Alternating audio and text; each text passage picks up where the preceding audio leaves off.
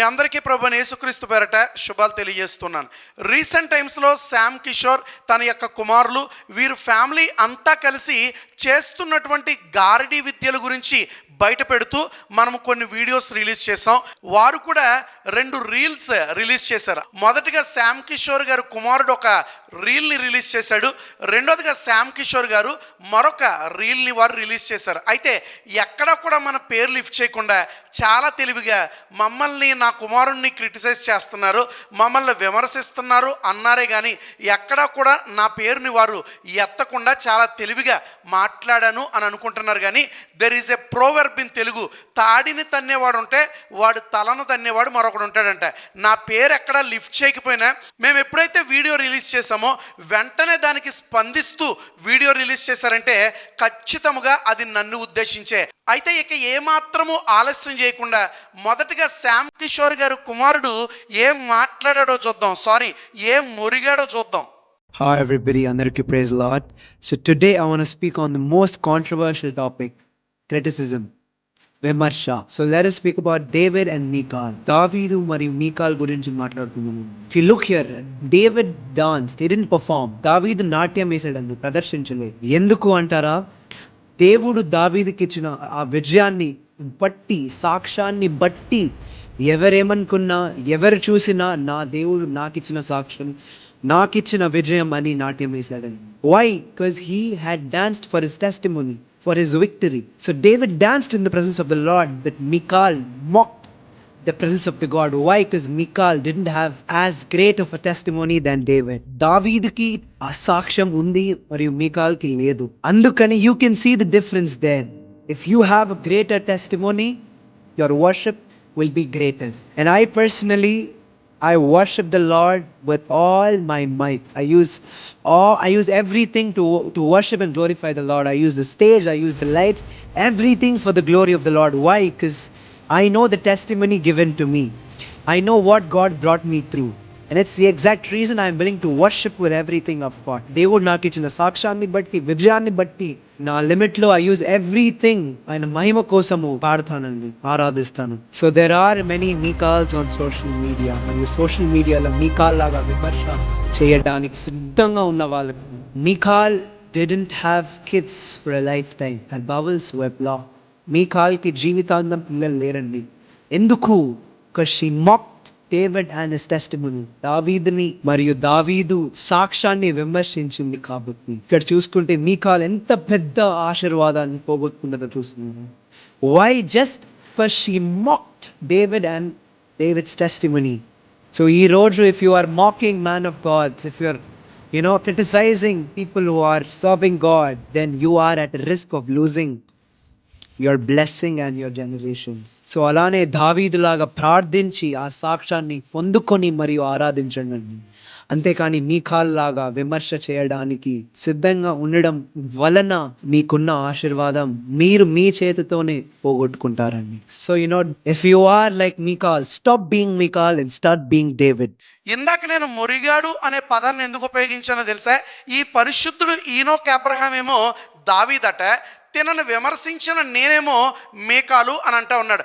దావీదు నాట్యం చేసినప్పుడు సౌలు కుమార్తె మీకాలు విమర్శించి జీవితకాలం అంతా కూడా గొడ్రాలుగా ఎలా శపించబడిందో, ఇన్ ఏ సేమ్ వే ఈ ఫ్యామిలీని విమర్శించినందుకు, ముఖ్యంగా ఈ క్రిస్టియన్ రాక్ స్టార్ని విమర్శించినందుకు అదే విధంగా నేను కూడా శపించబడతాను అని అంటున్నాడు. నేను ఏమాత్రం కూడా అలా శపించబడను, నీ శాపనార్థం ఏమాత్రము కూడా నాకు ఫలించదు. కారణం ఏంటో తెలుసా?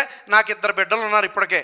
కాబట్టి ఇక మీదట ఎవరినైనా శపించాలనుకుంటే మొదటిగా వారికి అది ఉందో లేదో తెలుసుకుని అప్పుడు శపించడము ప్రారంభించు. ఈ అలవాటు కేవలము తినక మాత్రమే కాదు, తిన తండ్రికి ఉంది, టోటల్ సంఘం అంతటికి కూడా ఉంది. ఎందుకు నేను ఎలా చెప్పగలుగుతున్నాను?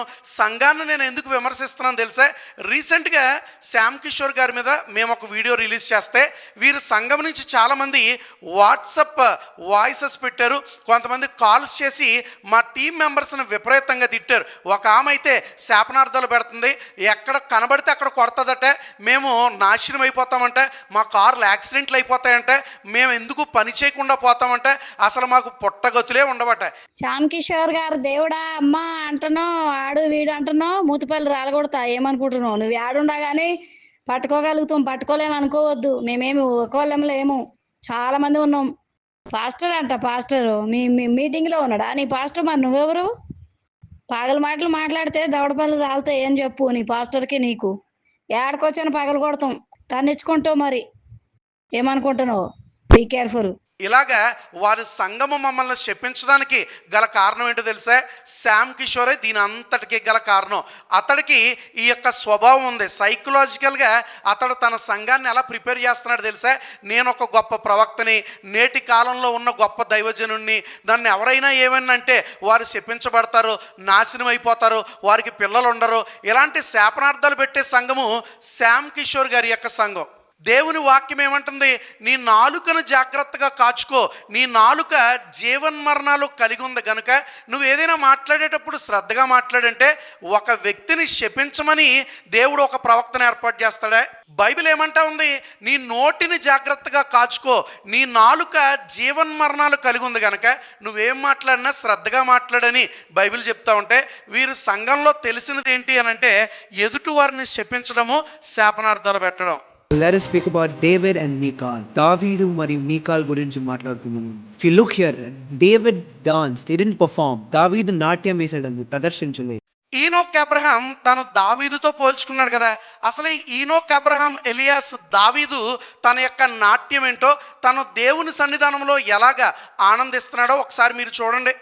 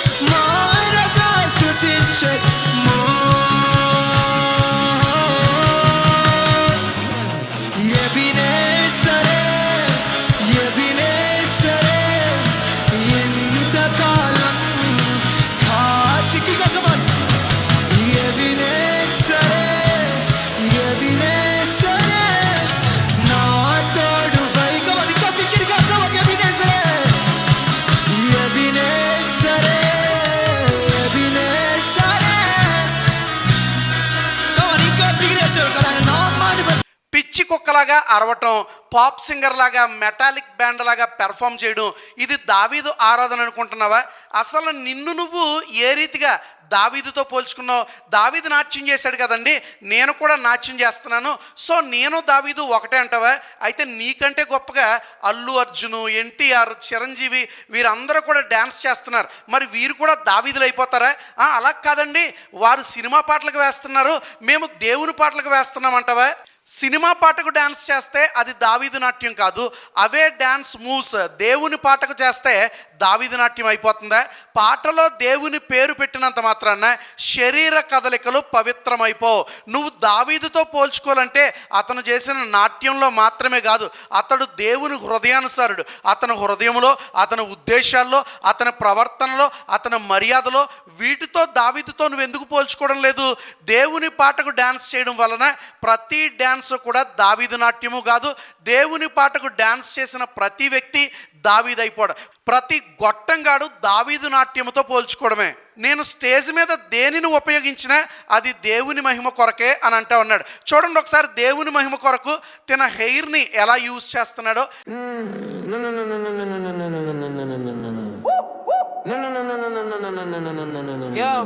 నేను పాస్టర్ కొడుకుని, పక్క కమర్షియల్ సరుకుని, స్టేజ్ నా సామ్రాజ్యం, నాటకమే నా నైవేద్యం, చప్పట హోర నా స్తోత్రం, కెమెరా యాంగిలి నా మంత్రం, వాక్యంతో నాకు పనేంటి, భక్తి అంటే ఒక బిజినెస్, యేసు వెనుక కాదు వ్యూస్ వెనుక నా పరుగు, విశ్వాసాన్ని వినోదంగా మార్చిన వింతైన పురుగు, బైబిల్లో ఎవరు చేయనిది నేను చేశాను ట్రెండ్.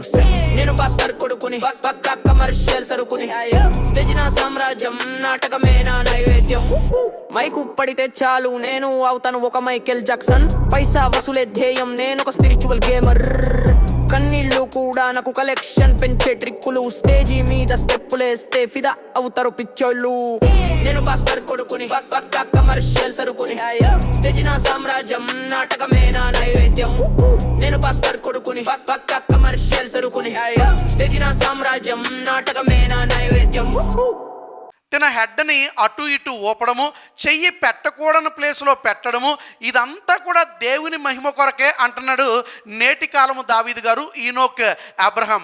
నిజంగా ఆనాటి కాలము దావీదు కూడా ఇంతగా దేవుని కొరకు వాడబడలేదేమో. Enoch, Abraham, you are blessed with such a great voice. దానిని దేవుని కొరకు వినియోగించు, ఖచ్చితంగా అప్పుడు మేమే చెప్తాం నేటి కాలములో దావీదు అంటే ఎవరో కాదు, ఈనోక్, అబ్రహాం అని మేమే చెప్తాం. కుమారుడు అయిపోయాడు కదా, ఇప్పుడు తండ్రి శ్యామ్ కిషోర్ గారు ఏమంటున్నారో చూడండి. స్టార్ట్ చేయండి సార్ ప్రవక్త గారు. They are trying to stop me. They could not. They are trying to blame me now and stop my kids. To those people, I'm announcing, my bloodline is anointed for 10 generations.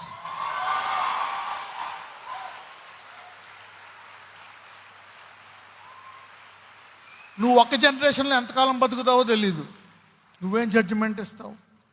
My blood line is anointed for 10 generations. So you better shut your dirty mouth, your jealous mouth. And to those who are thinking, ఈయన అయిపోయి ఇప్పుడు ఈయన పిల్లలు వచ్చారు అని, hey, if the rapture delays, రాకడ ఆలస్యమైతే ఈ రక్తం 10 తరాల సేవ చేస్తుంది భూలోకంలో.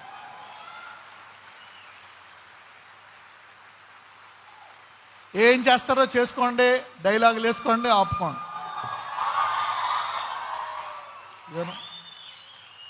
If God can tell Paul about what happened before the future. అంతేనా? 10 తరాల వరకేనా? నేను ఇంకా 100, 1000, 1,00,000 తరాల వరకు నీ యొక్క కుటుంబం పనిచేస్తుందేమో అని అనుకున్నాను. వాస్తవానికి బైబిల్ తెలిసిన ఏ వ్యక్తి కూడా ఈ రీతిగా మాట్లాడు. కింద కూర్చున్న ఆ విశ్వాసులకి కూడా బైబిల్ తెలిస్తే వారు ఆ రీతిగా విజిల్స్ వేసి చప్పట్లు కొట్టరు. Let me tell you some points. Bible ప్రకారము పరిచర్య అంటే అది రక్త సంబంధమైన వారసత్వము కానే కాదు. యోహాను సువార్త 1:13 ప్రభువైన యేసుక్రీస్తు అంటాడు కదా, దేవుని పిల్లలు రక్తము వలన పుట్టిన వారు కాదు. అంటే శరీర బ్లడ్ లైన్ వలన ఎవరికి ఆత్మీయ అధికారము కానీ పరిచర్య హక్కు కానీ ఆటోమేటిక్గా రాదు.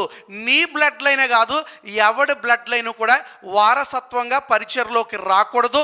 ఏ నెపోటిజం కూడా దేవుని ఆరాధనలో ఉండడానికి వీలు లేదు. అంటే శరీర బ్లడ్ లైన్ వలన ఎవరికి ఆత్మీయ అధికారం కానీ పరిచర్య హక్కు కానీ ఆటోమేటిక్గా రాదు. పరిచర్య అంటే అది ఆత్మీయంగా రావాలి కానీ బ్లడ్ లైన్ వలన వచ్చేది కాదండి ప్రవక్త గారు. మేకింగ్ మై సెకండ్ పాయింట్, దేవుని సేవ కుటుంబ వారసత్వం కాదు. మత్తయి సువార్త 3:9 ప్రభువైన యేసుక్రీస్తు చాలా స్పష్టంగా మీరు అబ్రహాము సంతానమని చెప్పుకోవద్దు అని అంటున్నాడు. ఎవరితో తెలుసా? అబ్రహాము సంతానముతోనే ఈ మాటలు చెప్తున్నాడు.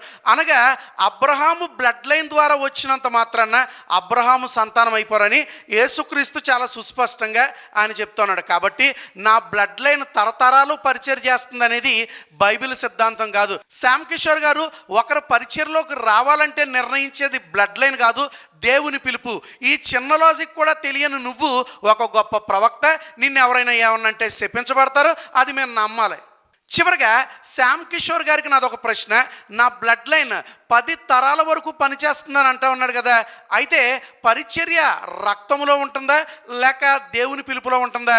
యేసుక్రీస్తు అయితే చాలా సుస్పష్టంగా యోహాను సువార్త 1:13 దేవుని పిల్లలు రక్తము వలన పుట్టినవారు కాదని చాలా సుస్పష్టంగా అక్కడ ఆయన సెలవిస్తూ ఉన్నాడు. ఇలాంటి అబద్ధ ప్రవక్తలను ప్రశ్నిస్తూనే ఉందాం. May God bless you all.